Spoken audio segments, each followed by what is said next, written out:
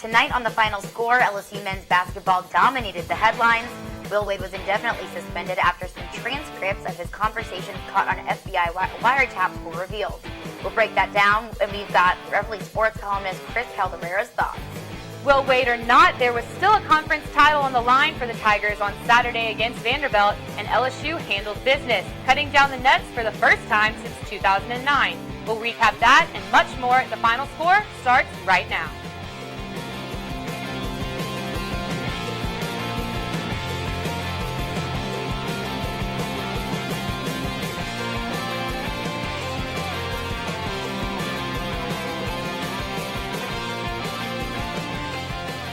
Welcome to the Final Score. I'm Caroline Fenton. She's Lily Fontenot. And as we mentioned off the top, Athletic Director Joe Alleva's decision to indefinitely suspend Will Wade was almost the only thing anyone could talk about here in Baton Rouge. We say almost because the Tigers did have a chance to win an outright regular season conference title for the first time in a decade, shortly after the news broke of the decision.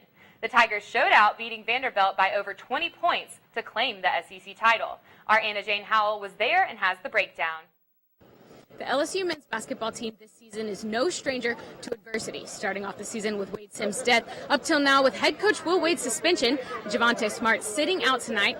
The Tigers found a way to overcome. The last 48 to 72 hours has kind of been a roller coaster, but you know, I think that's another thing that just makes this team special, our ability to, you know, like Coach Wade always says, narrow our focus and focus on the task at hand.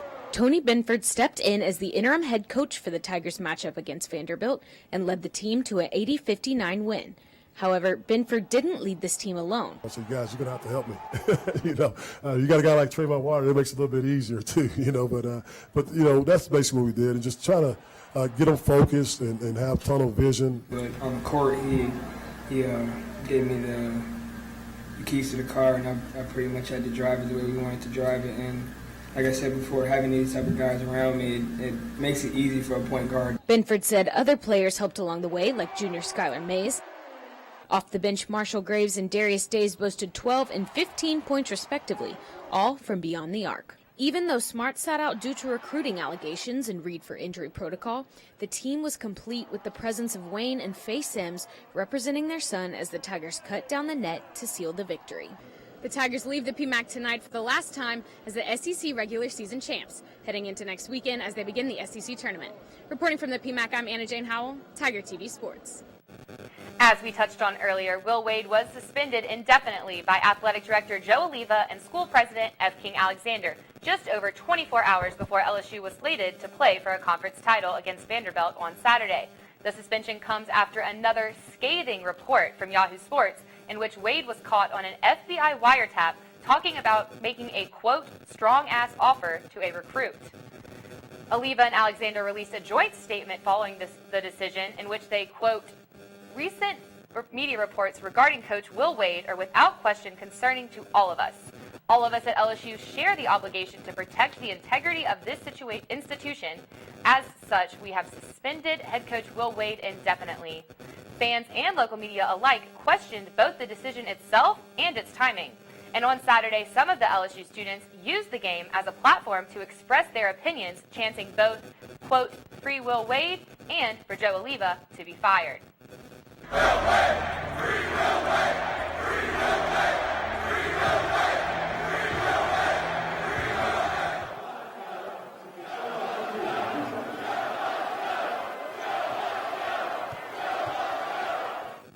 Now, this story is obviously ongoing, and we don't know when Wade will be back coaching LSU. What we do know is that LSU will be the #1 seed at this week's SEC tournament. And so moving on, but let's keep it in the PMAC. We're going to flip over to gymnastics for their senior night. The Tigers welcomed in Oregon State, and their performance was just as dominant as the basketball teams. Courtney Lane Brewer has the story.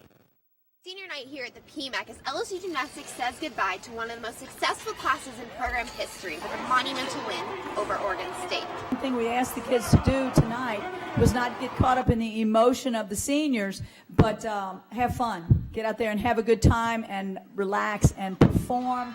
Give it all you got, and I think that's exactly what we saw tonight. Juliana Canamella Lexi Priestman, McKenna Kelly, and Sarah Finnegan were the 4 seniors honored tonight in their last regular season meet, with Finnegan earning an all-around win of 39.8. Nothing like Tiger Nation. That's what drew me here to this school. It's just special. They have so much pride and passion for the school. And, just hearing the crowd erupt. 2 perfect 10s on floor tonight from Kennedy Edney and McKenna Kelly contributed to an overall 198.15 for a new season high. I'm at a loss for words. It's not even about like a 10. It's just it feels like all of your hard work paid off. Like you did it. You did something for your team that is so rare, and you can't even put it into words. It's such a special moment. While this may be the last regular season meet in the PMAC, this year is not over. On March 23rd, the SEC Championships will take place in New Orleans, and the Tigers will host an NCAA regional. It's just so gratifying that the state of Louisiana, that our governor, our lieutenant governor, worked very hard with the commissioner to make this happen.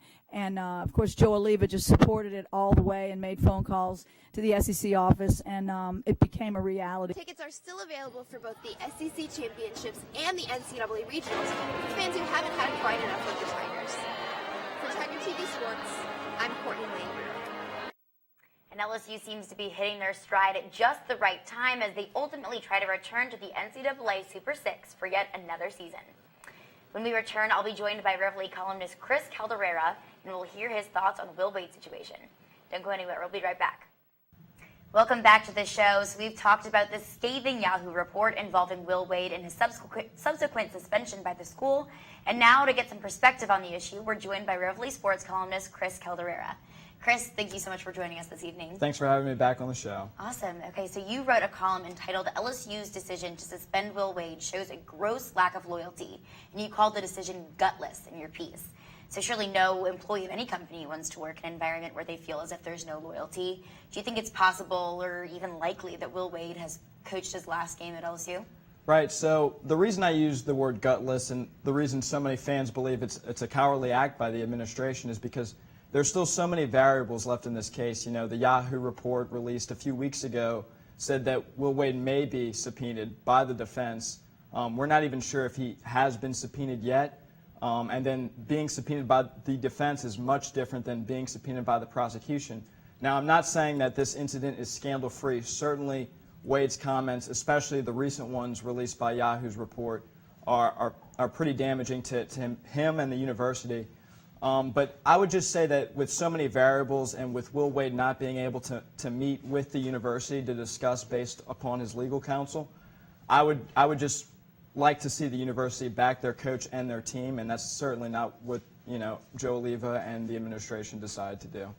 I agree, and I think that a lot of the students who are protesting at the game feel the same way. They feel like that Joe Oliva and the LSU administration isn't backing up their own, which is why most people are upset. And you made a great point that there's just not enough information out there for LSU to make a final decision about Will Wade. Correct. So, as you mentioned in the piece, NCAA programs aren't all squeaky clean. There have been a couple programs in the past who have also been victimized because of this. Other teams do it too. Is not necessarily the best defense, but we've seen some schools try imposing self-punishments to avoid larger ones, and it backfiring recently at Missouri. So what does LSU hope to gain from this, and do you think that it'll actually all pay off in the end? Right, so like you said, we're not under the impression that all NCAA programs are squeaky clean.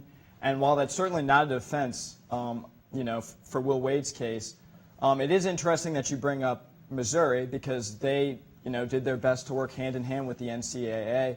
And their penalties were pretty severe as opposed to North Carolina's, where they kind of rejected the NCAA's, investigation, and they got off scot-free with their, fake classes scandal.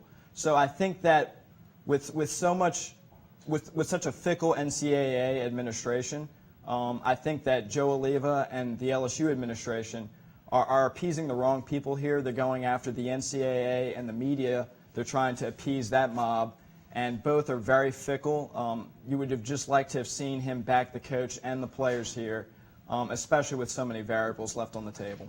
Yeah, absolutely. Well, thank you so much for joining us, Chris, with your great intelligent takes. We'll be back on the final score shortly. Welcome back to the show, and this wouldn't be a proper sports show if we didn't hit on football. The Tigers are back for spring practice, and Coach O says the LSU offense has a brand new look. Take a listen. We were going to 7-on-7. I said, Dave, what do you think? He said, the quarterback knows exactly where to go with the ball. And those guys are prepared. I think, last year we didn't have Joe with us at this time, so I thought we did good. The addition of Joe Brady and the way him and Steven Smith are working is fantastic. This is a new offense from last year. You're going to see it. We spread the ball around, different formations.